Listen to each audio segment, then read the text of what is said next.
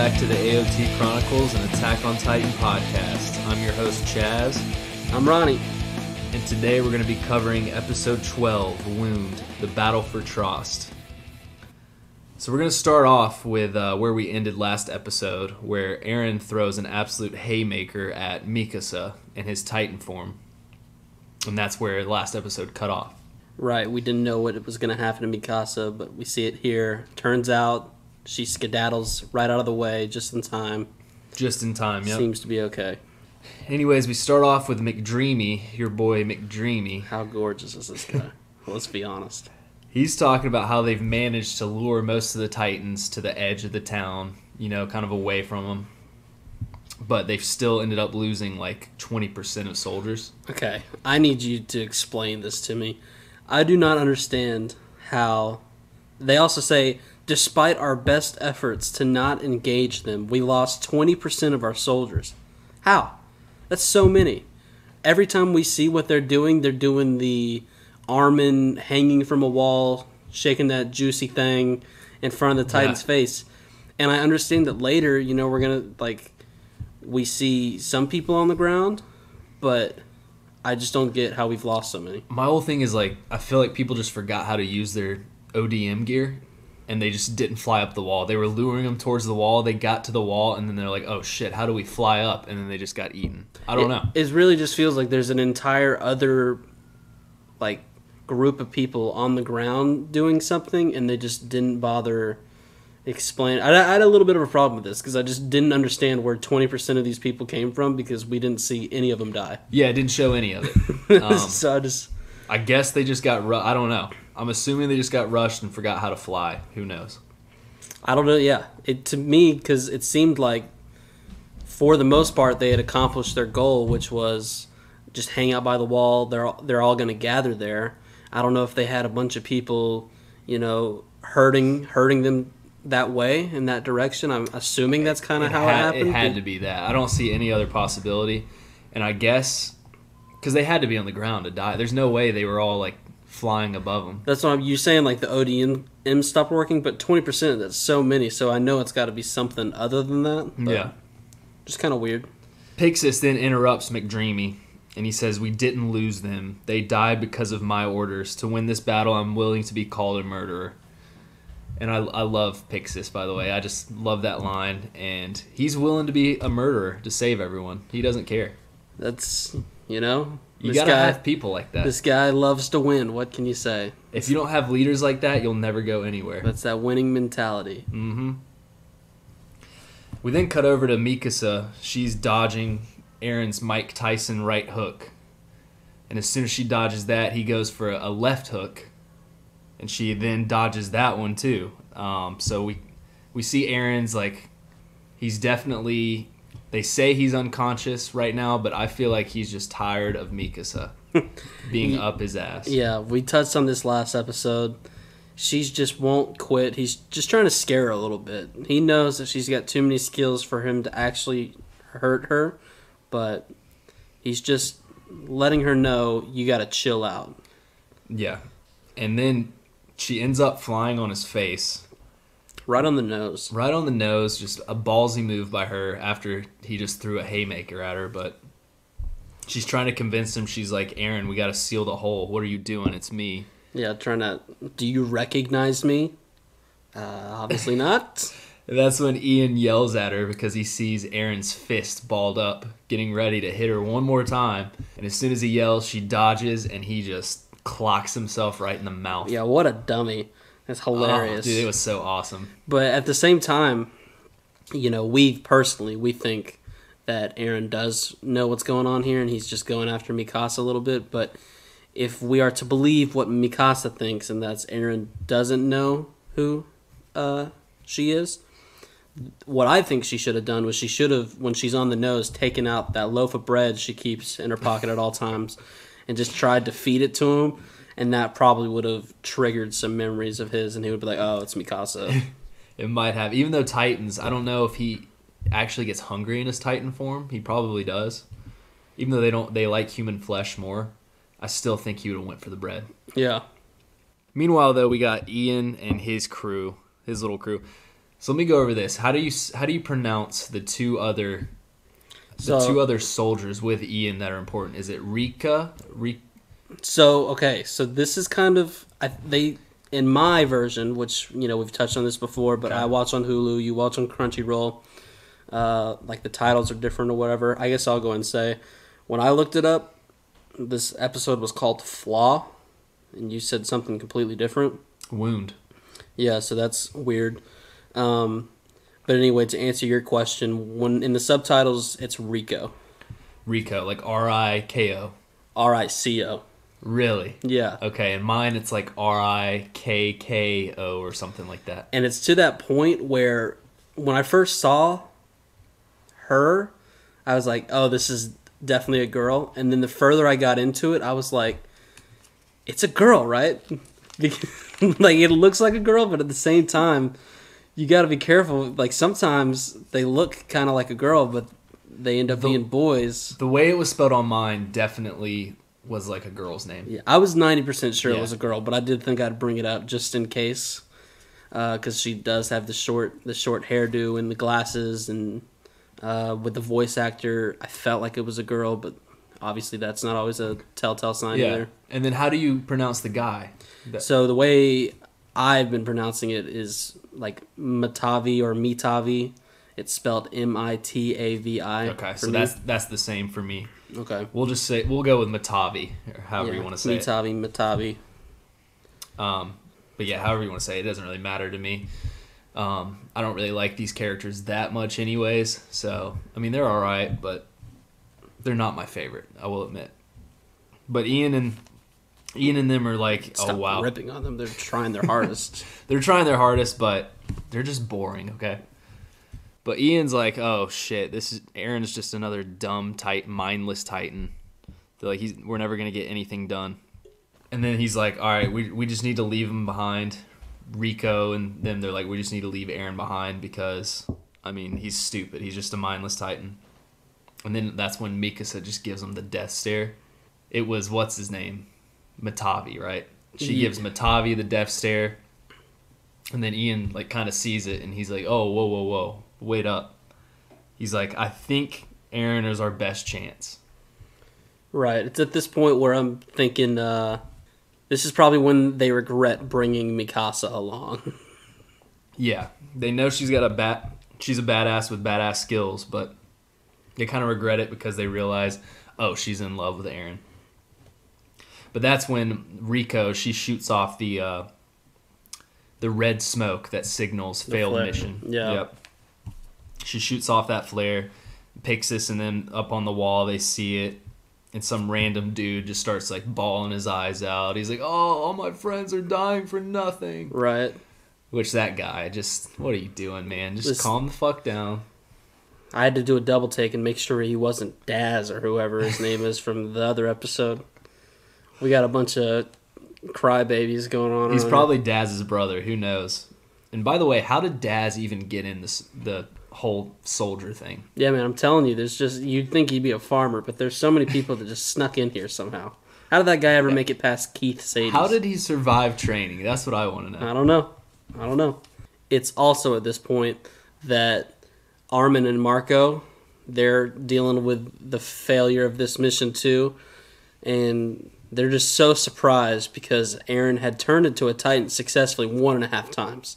So they just don't get how this plan possibly could have gone awry. Yeah, no, that's when Armin starts running off. He's like, oh, I got to go after my friend. And I'm like, at this point, I'm like, Armin, you don't even need to go down there because you were just not skilled enough for that. But he's going to go after him anyways. And Pixis is like not having it from Crybaby on top of the wall. And he's basically like, all right, we got to continue this operation no matter what. He said, we have the best of the best in our soldiers. We're going to fight to the end. Even if that means we all die, we're not giving up. The deaths will not be in vain. And I respect that because I'm obviously a Pixis stan. And I love Pixis. Right. When we go back to Ian's squad, Rico keeps telling Ian, she's like, it was worth a shot. Let's bounce. We got to leave Aaron. Yeah, she's wanting to cut the losses. Yeah, she wants to cut the losses. She's like, all right, we need to just call it quits. Ian finally grows a set of balls, and he's like, Rico, we're going to continue this mission. You need to go attack the 10-meter Titan while Matavi's, him and his squad, they'll go attack the other two. There's like a few Titans that are on their way towards Eren. He's like, we got to protect Eren at all costs. We're going to continue this mission. So going back to the episode before, Ian, he was kind of just randomly picked by... Whoa. He was not randomly picked. It was not random at all. Pixis laid it out there. He was a man who respected good liquor. He knew, and that's what made the decision. I don't understand what you're trying to get at here. I agree, but do you think Pixis just made that up and he knew Ian was a capable leader? No. Or does being a good leader actually correlate with good drinking tastes? Pixis assessed the situation. He looked and he felt out and he analyzed everyone's drinking taste, their taste in alcohol, just like everyone does in all job hirings across the world. And Ian won it fair and square. I don't know what you're getting at. All right. I like it then. I completely respect Pixis, and I really respect Ian, because then he goes on to say that he basically says, shut up and follow my orders. Pixis chose me. And he's like, we can be replaced, but Eren cannot. We don't have another person that can just randomly turn into a Titan. That's what some people start to realize, and a lot of people aren't getting that yet. Yeah, it's like... They're not realizing that, oh, maybe he's not exactly chiseled around the edge, or he's a little bit chiseled around the edges. You know, he doesn't have all this figured out. But for some reason, they can't see the advantage of having a 15-meter Titan at their disposal. Yeah. And how they might need that going forward, given the situation. Even though he's royally fucking up right now, but who cares? You still have to take that chance. You got to stick with him, I think. We then go on to Jean, Connie, and Marco. And Marco tells them that Armin just ran towards Eren, didn't listen to him, and they're all like kind of scared about that because Armin, of course, is not the strongest one of the group. But Jean tells Connie Brass has made the right call on bringing the Titans to the edge, and Connie's like, I don't know, man. He's starting to have second thoughts. He's like, I don't know, like, we're losing a lot of people. Is this really the right thing to do? And then Connie finally just shrugs it off, and he's like, all right, well, let's just make sure we're not one of the casualties. So I like that about Connie. He's like kind of worried about his comrades at first, and then he's like, well, actually, all of those people can die, but let's just make sure we don't die. Right, it's the complete opposite of Eren's philosophy. They're playing it safe. Yeah, exactly. So then we go back to Ian's squad. We got a bunch of just back and forth right here. And they're still arguing, and Ian is saying that he's like, we got to risk our lives for Eren. He's our only chance. He's still just hammering that into him because they're not understanding. And Rico finally agrees. And she's like, I refuse to die for nothing, so I'll agree with you. Let's do this. Let's show them how terrifying humans actually are. So she finally gets her head out of her ass. And I like Rico more than Matavi, I will say. To be fair, Matavi is just kind of there. He's just kind of there. That's, yeah. Rico, she has some dialogue. Matavi's just more back in the side. And Rico's she's kind of cute, I won't lie. Whoa. All right. I'm just saying the glasses fit her well. I do love the glasses. She then flies off, though. She starts proceeding. You want to learn a thing about Ronnie. What's that, Ronnie? Glasses work for me. Glasses work for you? Just saying. All right. Stop making it about me. Jeez. I'll keep that in mind. Whoa. I'll start wearing glasses on the pod. Anyways, we got Rico with her sexy-ass glasses flying off for Ian's orders. And she's like, you know what? I'm doing it. Let's go. Our girl Mikasa thanks him, and he tells her to do what she wants and just protect your boyfriend. Finally, someone said it. Someone finally said it. Thank you, Ian. Mikasa blushes, which is weird because I thought they were family, which is even weirder. Just thanks for calling her out. Finally. I mean, how long has this guy even known Mikasa? A few hours. I mean, from what I can tell, it's like maybe he heard of how like good of a soldier she was. He strolls up to her when she's talking to Eren, says, "Hey, come with us." And I guess that's the first instance where she just sees her, or he sees her, just be overjoyed that she gets to help out Yeah. Aaron.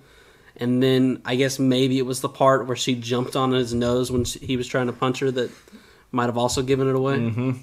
Yeah, because then she blushes and she's like, but wait, we're just family. Like anybody's buying that. I do want to, in my notes, they were, I know we're skipping around a lot, and a lot of times people are kind of saying the same sort of thing, but they did, once again, they're making statements about how the soldiers are dying right now for nothing, and we still don't see any soldiers dying, so I don't know how they're dying. But also, did you notice how dirty this episode was? This episode was risque. Yeah, it was. A lot of sexual phrases in these episodes. They're like, I knew this kid wasn't going to be able to plug the hole. Whoa. Ooh. And then some person comes up to Pixis at one point and says, can I order the elite troops to pull out? Jeez, dude. I didn't even really notice it. Taking tips from Chad over here. It's Chaz, but...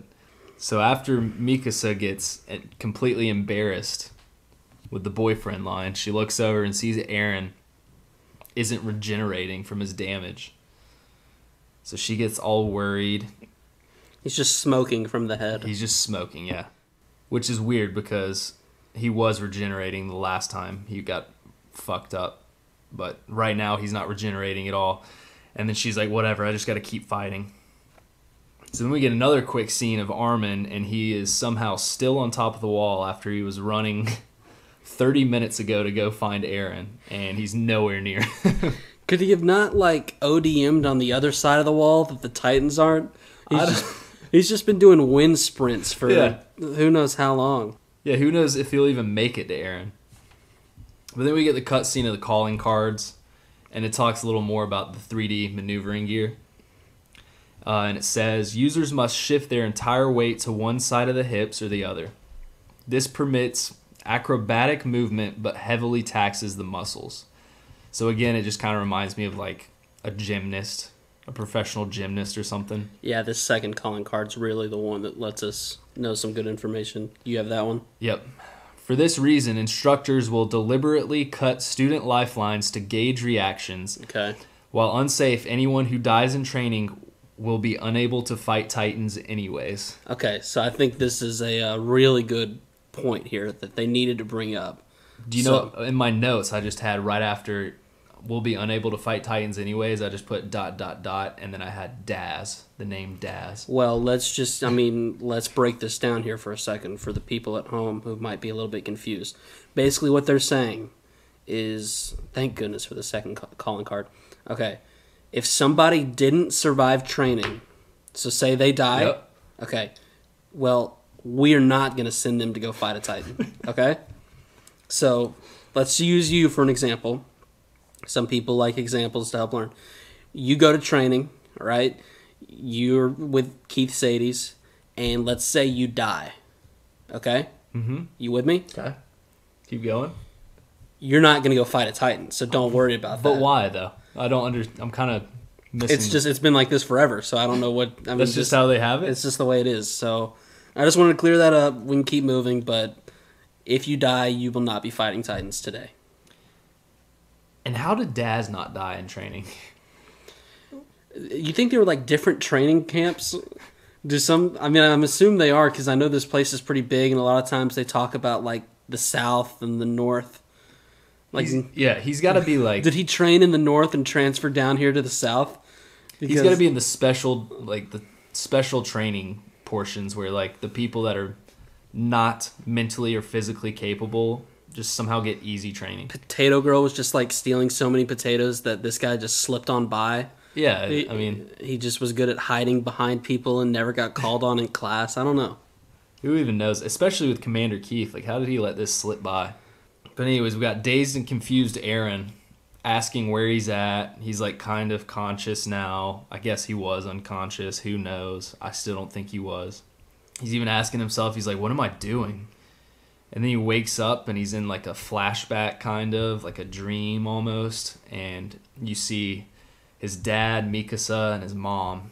And his mom and Mikasa are like sewing, knitting or something like that. And Grisha is just sitting there reading. Right. kind of drinking his tea or whatnot. Just seems like a normal day. Yeah, it just seems like a normal morning or something like that. And Aaron, for some reason there's a bed in the kitchen. It's kind of a weird scene. You don't have a kitchen bed? I don't have a kitchen bed personally, but I usually nap on the kitchen bed between first and second breakfast. And right after you make a sandwich, you just hop in bed? Yeah. Okay. Can't make it back upstairs. I might have to try that out now that I've seen that. And then Aaron's like, he's watching them do their normal activities, and he's like, I think I'm just going to go back to sleep now. Yeah. Which... Who would blame him? I don't blame him at all. Looks goddamn boring. Yeah, and nothing important's going on, in the real world right now, so he can just go back to sleep. Then we finally get a quick scene of Armin arriving 45 minutes after he left the wall. Just what a terrible 40 time. I mean, he obviously ran more than 40 yards, but he's not a long-distance runner either. I don't know if he's good at his short sprints or long distances, but he's been running for so long. He then shows up and he's like, Aaron, what are you doing? Like, Aaron's purposely just sitting there doing nothing. It's a good baseline question to start out with. It is. Then we go over to Annie, or Annie, some people like to call her. And she's questioning a squad leader, like if they can defy their orders. Their orders are, it's her, Jean, and Connie, if I'm not mistaken, right? That sounds right. And they're basically they're running on foot right now, trying to make it to the other wall and fly up on top of it. Yeah, I assume that this is kind of where we had people doing this before, and this is where we lost the 20%. This is where we lost them, yeah. But it was just never made it clear, so... They're basically running, grouping the Titans up to a certain wall, edge of the wall, and then they're trying to fly up. Right. So I guess, yeah, if they're on the ground running, I guess that's where the casualties come into play. They're being led by some old no-name. Yeah, just a no-name veteran. Kind of weird hair. Boring guy. Yeah. Nothing special. I think I looked in the credits. He was called Boring Guy number 2. Yeah. He wasn't even Boring Guy number 1. Right. Which there was a Boring Guy number 1. He did such a good job of being boring that we didn't even mention him. This guy, he terrible at being boring, even though he is boring, and so that's why Boring Guy number 2. Yeah. And then after that quick cut scene, we now cut back to Mikasa, who is slaying a Titan, of course, just doing Mikasa things. And she's like not letting anybody get near Aaron, her boyfriend. And Ian tells the squad to not let Titans near Aaron again. They're just doing the same old thing, just doing their work. And then as she slays another Titan, she kind of looks over at Aaron and looks in the background, and there's just a bunch of Titans coming towards him. And she's like, where did all these come from? Are they all going right towards him? So Aaron, at this point, she thinks, is drawing in all these Titans just because he's a sitting duck, pretty much. Is this the infamous scene? What infamous scene? Ronnie? I'm getting worried that you didn't write it down. And we watched this first time through, and it was my favorite scene of the episode, and one of my favorite scenes of all time. It's a piece of dialogue. Okay. You don't know what I'm talking about? Keep talking. You giving me this shining moment to myself? Let's hear it. Yeah. All right. Let's hear it. At one point, these Titans are cornering everyone. We got more and more Titans coming in. Someone says, I don't even have who says it, but they yell that 4 Titans, all about 10 meters, come through the gate. Yes. And they are all such significantly different sizes, it's not even funny. They're nowhere near all 10 meters. It's like one's 6 meters, one's 9, one might be 10. He's kind of close to the 9. And then there's just like a 14-meter Titan. And someone just looks over and it's just like, they're all about 10 meters. I count 1, 2, 3, 4, all about 10 meters. One of them's like Muggsy Bogues, the other one's Shaquille O'Neal, and the guy's claiming they're all the same size. I feel like it's some asshole from the American part of this world, and he doesn't understand the meter system, and so it's just like one of us, and we don't know what 10 meters is, but we've heard people say it before, and so we're like, they're all about 10 meters. 10 meters it is. Just terrible scouting. Terrible scouting, and I think that's what really, caused More mayhem. It's just such a short little thing, but I cracked up so hard the first time I heard it because I just went back and like, they're nowhere near 10 meters tall. What are you talking about? I've never seen such a great scene. I've never seen 4 Titans that differ in size more than these Titans. And I completely agree. And this, now that you say that though, my Crunchyroll the dialogue might have been a little different because I don't remember you didn't catch it. Yeah. Well, but I definitely remember it in the Hulu version. If Hulu's, sending out gold like that, I don't know why you're watching on Crunchyroll because that was legendary. Well, I still have ads from 2013 when I got Hulu. So. Fair enough. Please continue. We get Armin, though. He jumps up on Eren. He's on his nape. And he's thinking to himself. He's having an Armin moment where he's, of course, just smarter than everybody else somehow. But he's thinking, if I cut Eren 10 centimeters across and a meter high, right at his nape, I can stab right there. And I should be able to talk to him.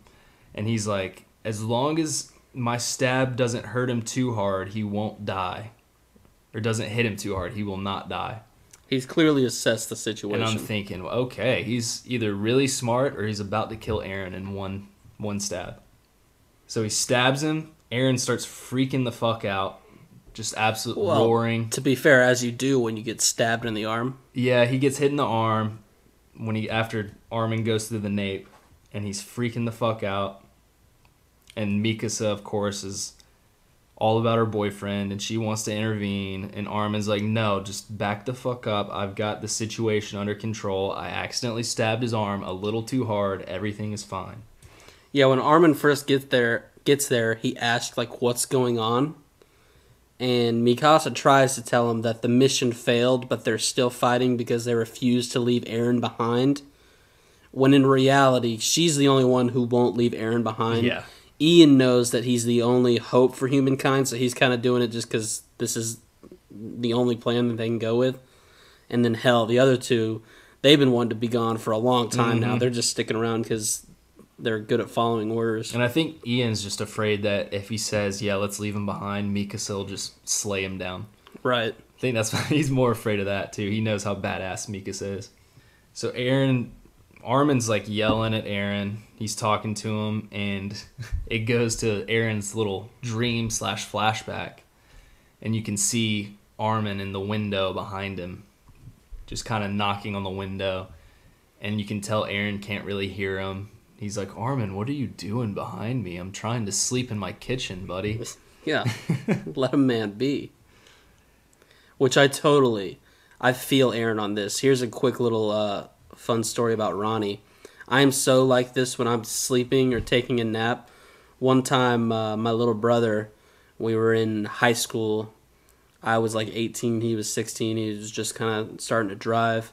He came in, woke me up, but not really. I was in this daze like Eren is, told me that he got in a car wreck, and I basically just went back to sleep. And then woke up. Didn't say anything? No, didn't say anything. Couldn't care less. Woke up and then was like, wait, did my brother tell me he got in a car wreck? Went upstairs and said, wait, did you get in a car wreck or was that a dream? He said, yeah, you asshole. I got in a car wreck and you just went back to sleep. So I feel Eren here. But you knew he was all right. We've all been there. He was talking to you, so he was fine. But yeah, Eren just... He's like, dude, I want to go to sleep, Armin. Why are you at my house anyways? I'm just hanging out with Mikasa, Grisha, and Carla. What are you doing? He then asks himself with big eyes, why would I want to join the Survey Corps while looking at Carla? Because Armin's like just hammering all these questions into him. And he goes, Eren, why did you want to join in the first place? And then you can tell he kind of hears that one. And he looks at his mom and he's like, why do I want to join the Survey Corps? And he's getting that he seems like he's waking up at this point. But then we cut from that and we get a quick flash of Jean, Connie, and Annie running from the Titans. They're still trying to make it to the wall and get up top. And Annie's like, I think we should just forget the plan and not even draw these to the wall anymore. Let's just bounce. Yeah, as good of a plan as it was in the first place to have Eren plug the hole, this is even a less thought out plan. Yeah. And Annie's too good of a soldier to be doing with. She had already asked earlier if she felt like it would help if she could just split off from the group, because she doesn't want any of these losers holding her down. Yeah. And so she's really just trying to force that out now. Like, can we just do something different? Can we do something different? And that's when we have Connie. For some reason, he's running on the ground, and a Titan goes to grab him, and he just kind of hops over the Titan's hand. I thought that was awesome, because he's not even using his gear. He's just kind of doing parkour on the Titan. Yeah, it feels like a lot of people forgot that they had those ODMs on their back. That they just trained with. Armin's running 13 miles across a wall to get to Eren. Connie's hurling Titan hands. Yeah, they just trained for like 3 years on how to use them, and everyone's still just running. I don't understand it, but Jean runs up while Connie's parkouring, and he starts distracting the Titan, and he's like, I'm not going to let anybody else die because of me anymore. And then while running away on foot, Jean his ODM gear malfunctions, and he's like, oh shit. And that's when Connie and Annie, they fly up the wall without realizing that Jean is still down low. And as they turn around and look, they see Jean just still on foot running, just trying to run to a random building. And they're like, why is he not coming? What is he doing? Right. And then Connie kind of realizes, he's like, oh, there's the only explanation is his gear is messed up. Missed the gear up. And that's when Jean, he gets away, at least for now, to a building, and he's just sitting there thinking of what to do. As a Titan's kind of right outside. Yeah, there's right? a Titan kind of right outside. It doesn't really see him yet, but he got away from it long enough to at least buy him a little bit of time. Yeah. Think about the situation. Yeah. And then we flash back over to Armin, who's still trying to wake Eren up. Yeah, who at this point, I've noticed Eren's tongue has been out for quite some time. He's going to have the biggest dry mouth if we ever get him woken up. If thirst is relative to size at all, he will need 7,637 gallons of water to quench whatever thirst he wakes up with. And let's just talk about how ugly he looks at this point, too. His terrible. face looks awful. Because, half of it's smoking, half of it's just a hole from where he decked himself in the face. His tongue's sticking out. No wonder he hit himself, dude. He's freaking ugly. I don't think he's been hitting the gym as hard recently. The abs seem to be down to a 6-pack situation. Yeah. I don't know. No 18-pack anymore, but Armin tells him, he's like, the outside world, Eren. We're going to go see the outside world. And that's when Eren really starts thinking, and he's like, starts thinking about when him and Armin were kids, that's all they wanted to do, especially Armin. This is really Armin's dream. But he's like, we're going to make it to the outside world. And then he tells Eren, too, he's like, you knew it was hell outside the wall, and that you might die terribly like my parents did. Why do you still want to go? Which, at this point, I don't know why, but I forgot that Armin's parents died terribly outside the walls. Supposedly. My own little headcanon here is, even first time, there's no spoilers. I have no idea what goes on. I feel like they're still alive out there somewhere. I'll just leave it at that. But supposedly they have died. For some reason, Armin seems to think that they've died. I guess they were supposed to come back at some point and they never did. Yeah. But and then Eren and his family, in their little flashback/dream world, they all creepily turn to the camera. I thought this scene was really creepy at first. And he's like, because I was born into this world. And then he starts to awaken and fire comes out from him. I'm not gonna lie, I got super creeped out after Armin asked him that question, and his whole family just turns, starts staring. But it was badass, the line where he's like, because I was born into this world. Because Armin's dream is literally, he just wants to go see the sea, the outside world. Eren just wants to be free from this hell. He basically said, I'm gonna be myself because everyone else is already taken. He basically said that. Be yourself. Everyone else in this world is already taken. But yeah, I really enjoyed this episode. Not really, but yeah. Go ahead. If there's anything this podcast is, we're real. We're real. We keep it real. We keep it real. Lay it out there. Yeah, I mean, because I think people are going to be able to tell from Yeah, from what I just said, they probably can already tell. They're gonna think, wow, Chaz is really a lazy dolphin today. What's going on? Yeah, I mean, it was hard getting through this one. I like going back and rewatching season 1, though. There's a lot of stuff that I pick up on that happens with future events where I'm like, oh, that's really cool. This one didn't have too much of it, but I do love the last scene and Aaron saying, because I was born into this world. I love like just his will. Like, he's kind of an annoying character at this point, but he has so much will to fight.